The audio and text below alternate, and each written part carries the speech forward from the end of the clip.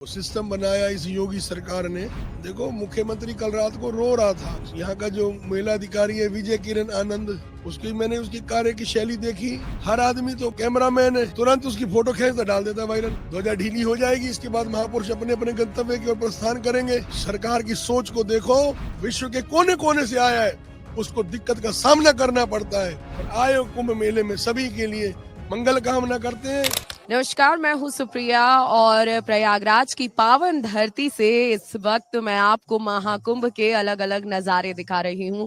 अलग अलग साधु संत महात्माओं से मिला रही हूं और हम सभी अखाड़ों में जा जाकर अखाड़ों की परंपरा और उनके सनातन धर्म के बारे में, विचारों के बारे में जानने की कोशिश कर रहे हैं। इसी कड़ी में हम चलते चलते एक महाराज जी के पास आए। हम उनसे बात करेंगे और जानेंगे उनके अखाड़ों के बारे में और उनकी अखाड़े की परंपरा के बारे में। महाराज जी, आपका हमारे चैनल पे बहुत बहुत जय श्री कृष्ण, जय महाकुंभ 2025। जो 144 वर्ष के बाद ये कुंभ आया, बाहर आई, नई उमंग आई, सबकी जीवन में एक बाहर थी और खुशी सी आई। ऐसा कुंभ, ऐसी व्यवस्था, ऐसा वो सिस्टम बनाया इस योगी सरकार ने, जिसकी मैं कोई तुलना नहीं कर सकता। और मेरा कोई योगी सरकार से कोई संबंध नहीं है, फिर भी वो एक संत है, साधु हैं, जो पूरे उत्तर प्रदेश को चला रहे हैं। और इतना ध्यान रखना किसी मुख्यमंत्री का, 3-3 दिन के बाद यहाँ चक्कर लगाना, इस सारे सिस्टम को बिठाना, लगभग कितने चक्कर, जो हमें अभी 2 महीना हुआ आए हुए यहाँ, मुख्यमंत्री जी ने कितने चक्कर लगा लिए यहाँ। अखाड़ों के प्रति श्रद्धा, अब बात बार बार उठ रही है कि कल जो घटना घटी, क्यों घटी भाई? इतनी बड़ी व्यवस्था, करोड़ों की, आलोचना करने वाले तो आलोचना करेंगे, पर ये सरकार को दाद देनी चाहिए। देखो, मुख्यमंत्री कल रात को रो रहा था बेचारा। ऐसी सनातन के प्रति श्रद्धा, ऐसा सनातन के प्रति प्रेम अगर कहीं देखने को मिला तो कल मुख्यमंत्री जी को देखकर मिला, जिसने इतनी बड़ी, पता नहीं कौन सी ऊर्जा से वो चलाते हैं। मैं मेला प्रशासन के लिए क्या कहूँ, वो यहाँ का जो महिला अधिकारी है विजय किरण आनंद, मैंने उसकी कार्य की शैली देखी। सुबह 8 बजे ऑफिस, रात को 3 बजे तक ऑफिस में। आज नहीं, पिछले 6 महीनों से कुंभ की चिंता में लगे थे। पर घटना हुई, उसका बड़ा दुख है, हमारा रोम रोम दुखी है, फिर कुछ कर नहीं सकते। घटना घट गई, और इस घटना घटने के लिए अगर हम, अब कोई कह रहा है जी सेना को दे देते हैं, पुलिस पे ना रहता, ये तो जो होगा वही, जो राम रच रखा, जो प्रभु ने लिखा हुआ है वही होगा। पर सरकार की कोई गलती नहीं। मुझे तो कुंभ में हमेशा से घटना कोई ना कोई घटती आई। आजकल आप लोग भी मीडिया से हो, अभी थोड़ी देर पहले कहीं आग लगती है, उसे आजकल हर आदमी तो कैमरामैन है, तुरंत उसकी फोटो खींच कर डाल देता है वायरल। और हम पे फोटो के डालने के बाद हमारी शाम भारी हो जाती है। इतना फोन बजता है, महाराज जी क्या हुआ क्या हुआ, एक एक को बताते हैं, कुछ नहीं हुआ। इतना बड़ा मेला, विश्व का मेला, इतना बड़ा ऐतिहासिक मेला, जिसके हम लोग साक्षी बने हुए हैं। और मेला 12 तक हम पूरा करके जाएंगे, क्योंकि अखाड़ों की जो ध्वजा है, कई अखाड़ों की, हमारे अखाड़े की, ये सब 5-6 तारीख तक ध्वजा ढीली हो जाएगी। इसके बाद महापुरुष अपने अपने गंतव्य की ओर प्रस्थान करेंगे। और हमारा जो ये कैंप है, ये भी 12 फरवरी तक रहेगा। और यही प्रार्थना कर रहे हैं, ऐसा कुंभ नहीं देखा भाई। क्या व्यवस्थाएं हैं, क्या सिस्टम है, जगह जगह चिकित्सालय बने हुए हैं, कपड़े बदलने के रूम, जो कभी नहीं देखे थे हमने। हमने भी 12 कुंभ किए, 4 हरिद्वार के, 4 प्रयाग के, 2 नासिक के, 2 उज्जैन के। और कुंभ को देख देख के बड़ी एक नई खुशी आ रही है, उमंग आ रहा है। अगर बच्चे को भूख लगी है, उसको दूध पीना है, तो उसके लिए भी कमरे बनाए गए हैं कि माँ अपने बच्चे को दूध पिला ले। सरकार की सोच को देखो, डस्टबिन देखो, सफाई वाले देखो, एक एक व्यवस्था। चाहे सरकार राशन दे रही है संतों को, और वो भी जिसके परमिट पे दे रही है, उसकी व्यवस्थाएं बड़ी शुद्ध, सारा आटा इतना बढ़िया, चावल बढ़िया, चीनी बढ़िया। पर सरकार का जो व्यवस्था है, पर इस बार इस मेले में वीआईपी लोग बहुत आए। मैं भारत के सभी वीआईपी लोगों से ये अपील करूंगा कि ये वीआईपी लोग मेले से पहले आए या मेले के बाद आया करें।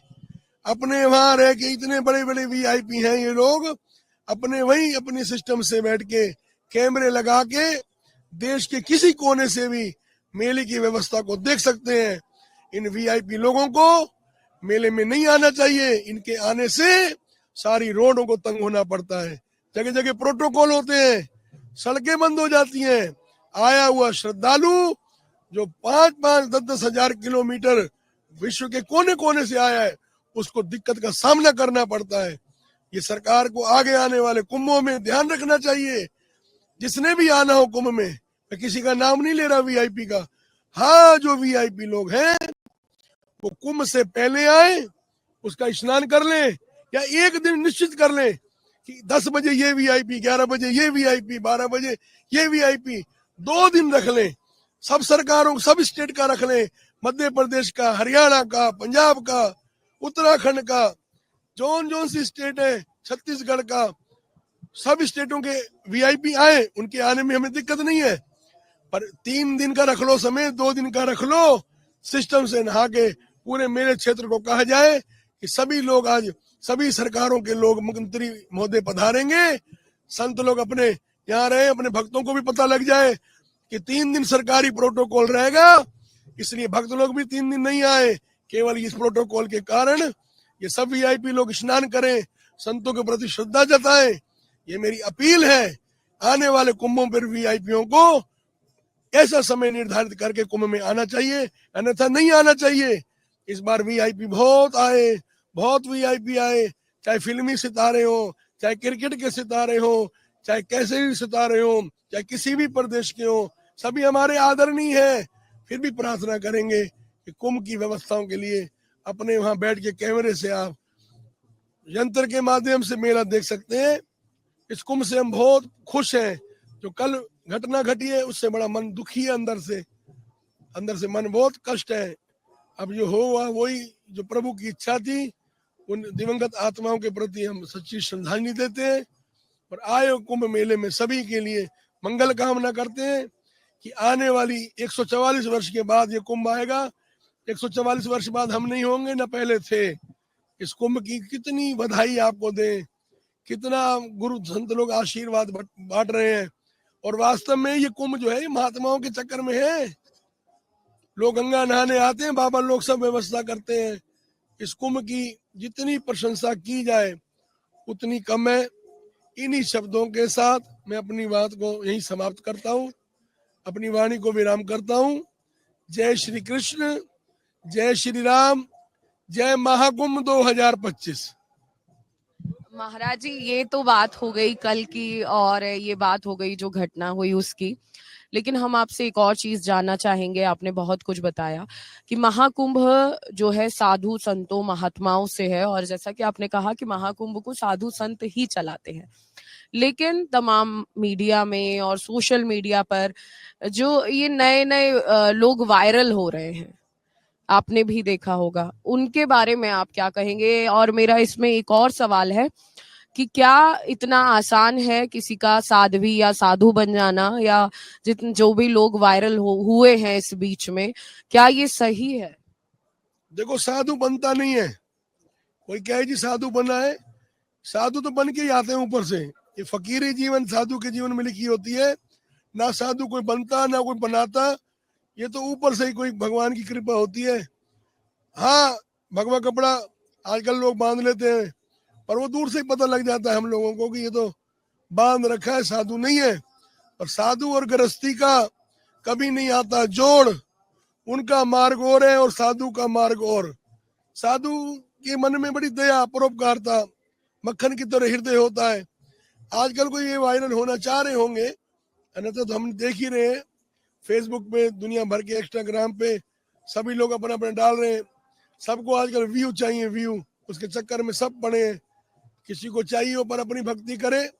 पर मैं इन बड़े बड़े कैंप वालों से भी प्रार्थना करूंगा कि जितना बड़ा पंडाल लगाते हैं उसके बाहर उनको जगह मिलती है तो थोड़े रैन बसेरे भी लगाया करें, जिससे यात्रियों को घाटों पर ना सोना पड़े, सड़कों पे ना सोना पड़े।